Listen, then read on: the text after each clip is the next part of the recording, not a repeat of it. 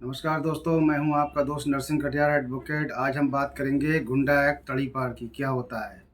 इससे पहले भी हमने 2 वीडियो में इसकी चर्चा की थी।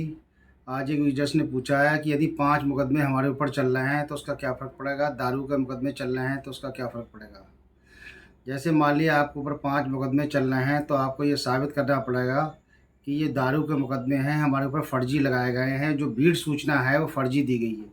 उसके लिए आप क्षेत्र के जो जिस क्षेत्र में आप रहते हैं, अगर गाँव में रहते हैं तो प्रधान है या जो भी व्यक्ति है सम्मानित, उसके बयान आपको कराना पड़ेंगे और उसके आधार पर बहस करना पड़ेगी कि पुलिस ने दारू के फ़र्ज़ी मुकदमे लगाए हैं।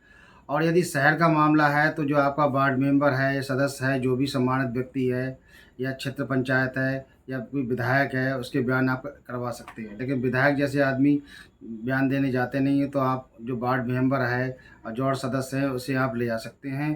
दारू के मुकदमे लगना कोई इससे ये साबित नहीं होता है कि वो व्यक्ति गुंडा है। दारू के मुकदमे ज़्यादातर पुलिस फर्जी लगाती है। लेकिन हाँ, हम कोई कृत्य ऐसा कर रहे हैं जिससे समाज को आशंका हो रही है कि उससे समाज की क्षति हो रही है या कोई व्यक्ति हमसे परेशान हो रहा है या गुंडागर्दी हम कर रहे हैं, तो वो गुंडा एक्ट की श्रेणी में आता है।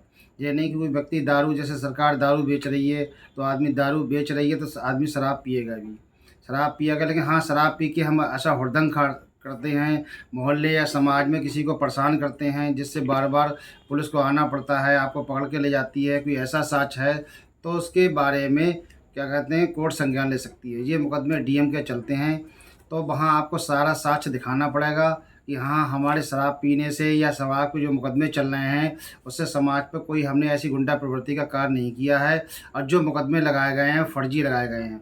फिर भी यदि आपको डीएम गुंडा एक्ट के अंतर्गत तड़ीपार कर देता है या जिला बदर कर देता है, तो ये अधिकतम 6 महीने के लिए होता है। तो उसके लिए आपको यदि ऐसा किया जाता है तो आप धारा 6 के अंतर्गत, जो उत्तर प्रदेश गुंडा नियंत्रण अधिनियम है, धारा 6 के अंतर्गत आप अपील कर सकते हैं कमिश्नर के यहाँ, मंडल आयुक्त। जैसे मान लिया बरेली मंडल है तो बरेली मंडल में 4 ज़िले आते हैं, मान लिया बदायूं, शाहजहाँपुर, पीलीभीत और बरेली। तो मंडला आयुक्त के यहाँ हम 15 दिन के अंदर हम उसकी अपील करते हैं और अपील करने के बाद उसमें एक एप्लीकेशन देते हैं, स्थगन प्रार्थना पत्र, कि साहब जब तक अपील का निस्तारण ना हो जाए तब तक गुंडा एक्ट की जो 6 महीने की जिला बदर की कार्रवाई है उसे रोक दिया जाए। यदि कमिश्नर को लगता है तो गुंडा एक्ट की कार्रवाई को रोक सकता है।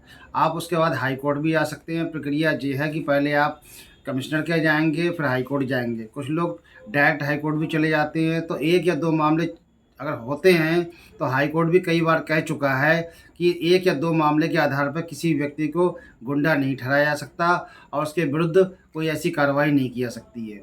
यदि आप इसमें धारा जो 4 बताई है उसमें भी एक दिया है कि आपको यदि तड़ीपार किया कर दिया गया है तो आप डीएम के दोबारा वहाँ कह सकते हैं कि हमें अस्थायी अवधि के लिए वापस बुला लिया जाए और हम क्या कहते हैं आना चाहते हैं, तो वहाँ कारण बताते हैं तो वो डीएम भी गुंडा की कार्रवाई को निरस्त कर सकता है।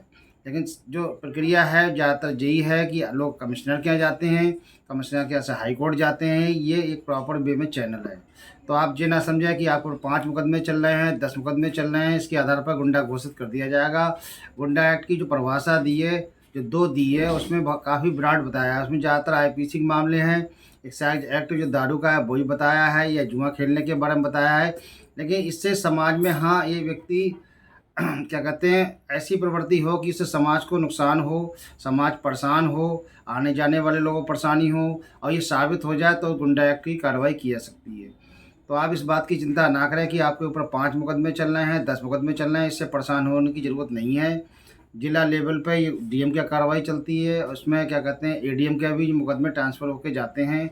तो इस तरह गुंडा एक्ट के बारे में पुलिस इस तरह कार्रवाई करती है कि ज़्यादातर वो रखना चाहती है कि समाज में किसी व्यक्ति को भय ना हो।